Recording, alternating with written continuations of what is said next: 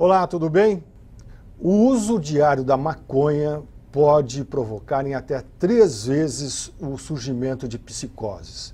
Este é o assunto de hoje com a professora da Faculdade de Medicina de Ribeirão Preto, Cristina Marta Delbem, que participou de um estudo internacional que comprovam estes números.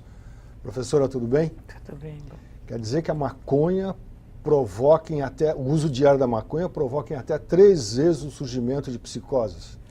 É isso, Marcos. Nós, nesse estudo multicêntrico que nós participamos, é um estudo que envolve 16 centros na Europa e nossa região aqui de Ribeirão Preto. É um estudo que tinha o objetivo de avaliar a incidência, o número de casos novos de psicose numa determinada população, num determinado período de tempo, nesses 17 centros, e também avaliar fatores de risco e fatores protetores para a psicose. Um dos fatores que foram avaliados foi o uso de maconha. Nesse estudo, o que foi questionado aos pacientes e a controles de base populacional, indivíduos da comunidade que também participaram de estudo, o que foi solicitado a eles é que eles descrevessem o padrão de uso de maconha. Com que idade começaram a usar, se usaram ou se continuam usando atualmente, a frequência de uso, né, o padrão de uso durante a semana, o tipo de maconha que era utilizada e quanto dinheiro gastavam nesse uso de maconha. Levando em conta todos esses fatores, o que a gente observou nesse estudo foi que o uso diário de maconha aumentava em 3 vezes o risco de psicose, analisando esses 17 centros conjuntamente.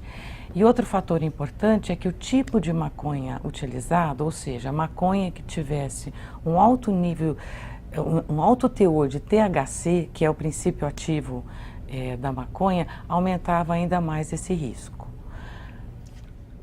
Quer dizer, o uso da maconha, digamos, de baixo teor de THC, diário, ele pode provocar em aumentos de 3 vezes o surgimento de psicose. Mas se utilizado da maconha com alto índice de THC, esse número aumenta. Essa questão do uso diário, essa pergunta foi feita independente do tipo de maconha. Quando o tipo de maconha utilizado entrou na análise, foi analisado conjuntamente, o risco se tornou mais pronunciado. Então é isso, usar diariamente aumenta o risco, independente do tipo de maconha, mas se esse uso for de maconha de alta concentração de THC, o risco fica ainda maior. Professora, a pesquisa foi feita no Brasil, na Itália, na França, na Espanha, na Inglaterra e na Holanda. Isso. E os números que a senhora produziu no texto me chamam a atenção o índice de pessoas que podem ter o seu primeiro surto de psicose pelo uso da maconha em Amsterdã, Holanda. Tem alguma relação a liberdade do uso da droga na Holanda com o surgimento, com esse número alto de primeiros surtos de psicose? O que a gente pode dizer é que em países como a Holanda, você tem uma variedade muito grande de maconha. Você tem tipos de maconha muito diferentes. E aí você tem produtos que têm alta concentração do THC, que é o princípio ativo responsável pelos efeitos psíquicos da droga. Então, o que acontece, assim, como você tem uma disponibilidade maior desses tipos com alta concentração de THC, o que a gente infere é que é por isso que você acaba tendo um risco maior de psicose. Um outro dado do nosso estudo é que, como eu comentei anteriormente, nós avaliamos também pessoas da comunidade. Os mesmos dados que foram coletados com os pacientes foram coletados com indivíduos da comunidade. E o que esse estudo mostrou foi que há uma correlação entre a frequência, o padrão, relato de uso de maconha pelos indivíduos da comunidade com a incidência de psicose naquela região. Então você pode inferir daí assim, que você tem um padrão populacional de que em ambientes onde você tem um uso frequente ou aumentado de de maconha, você tem essa associação com o aumento da ocorrência de casos novos de psicoses. Nesse mesmo estudo, mantendo ainda o assunto lá em Amsterdã, se não houvesse o consumo da maconha diário e não houvesse o consumo de maconha com alto índice de THC, tanto em Londres quanto em Amsterdã, que são duas cidades que foram pesquisadas, haveria uma redução nos casos novos. Então, nesse estudo foi feita uma análise, um tratamento estatístico para tentar responder essa questão. Então, uma coisa que é importante, assim, se nós estivermos certos nessa relação causal entre o uso de maconha e psicose, o que essa análise mostrou é que se não houvesse no mercado, por exemplo, a disponibilidade de maconha de alto teor de THC, seria possível reduzir, e além do alto teor, esse uso diário, esse uso frequente, né, seria possível reduzir em até 50% o número de casos novos de psicoses em Amsterdã e em 30% em Londres, por exemplo, né? Então você tem essas variações por local, por área geográfica também. Então vamos voltar aqui para a nossa região, professora. Pelos dados que a senhora apurou, em São Paulo, numa pesquisa feita de 2002 a 2005, para cada 100 mil habitantes, 15, quase 16 pessoas desenvolveriam algum tipo de psicose. Aqui na nossa região, o Ribeirão Preto ficou com 17 para cada 100 mil e a região de 21 para cada 100 mil. Por que há essa diferença de números? Então, esse eu acho que é uma informação muito importante. Assim, até há uns 10, 20 anos, nós tínhamos a ideia de que a esquizofrenia e outras psicoses, elas tinham uma incidência semelhante em qualquer parte do globo, em qualquer cidade. E o que os estudos epidemiológicos começaram a mostrar é que há uma variação importante na incidência da psicose, dependendo de área geográfica, país.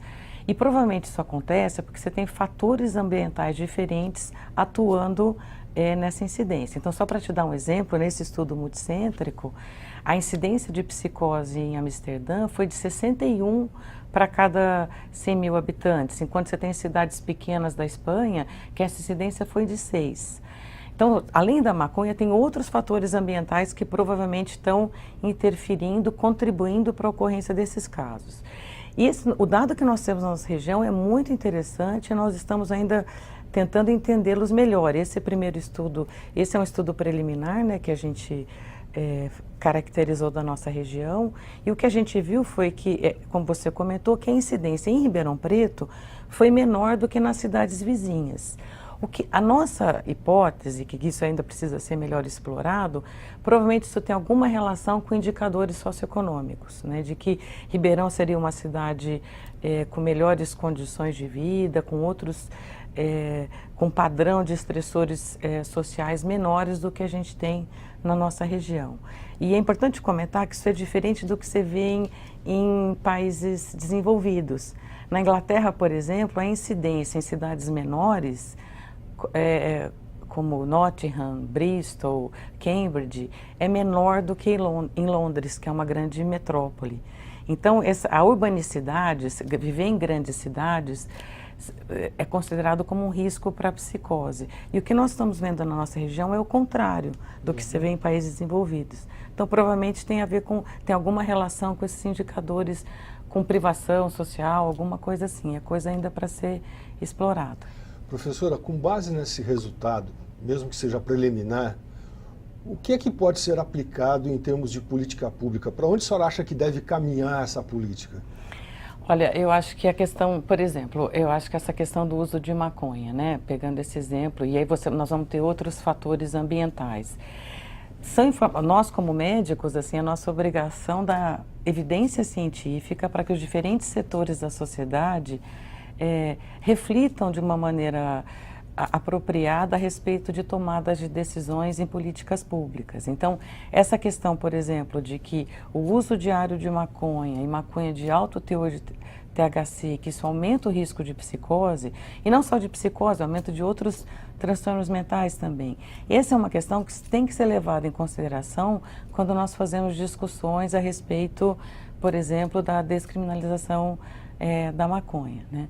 Existem outros fatores, assim, como a gente estava comentando da nossa região, de situações de privação social, a gente sabe que elas aumentam o risco de psicose. Nesse nosso estudo aqui da região, nós temos um dado interessante, assim, que diz que pessoas que se autodeclararam como não brancas, com a cor da pele não branca, tiveram um risco maior de psicose do que as pessoas que se declararam branca.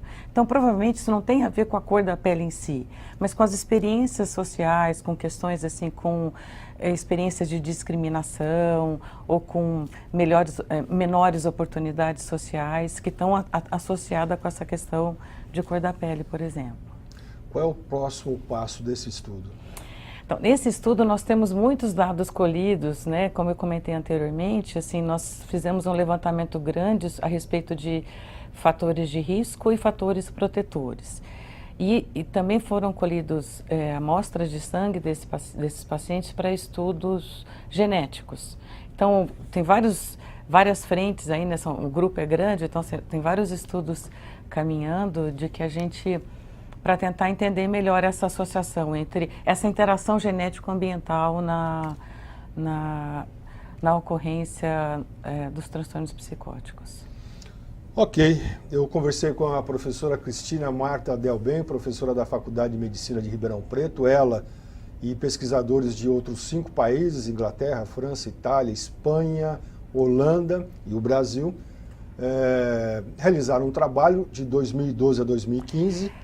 O estudo todo foi de 2010 a 2015. Nós aqui colhemos dados de 2012 a 2015. E esse estudo teve agora um artigo recentemente publicado numa importante revista da área da psiquiatria que comprova, ou pelo menos faz a associação do primeiro surto de psicose com a utilização de maconha diariamente ou então com maconha com alto teor de THC. Professora, muito obrigado pela sua participação.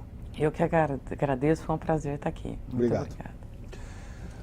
Espero vocês no próximo programa da TV do Complexo de Saúde da Faculdade de Medicina de Ribeirão Preto, do Hospital das Clínicas e da FAEPA. Até lá.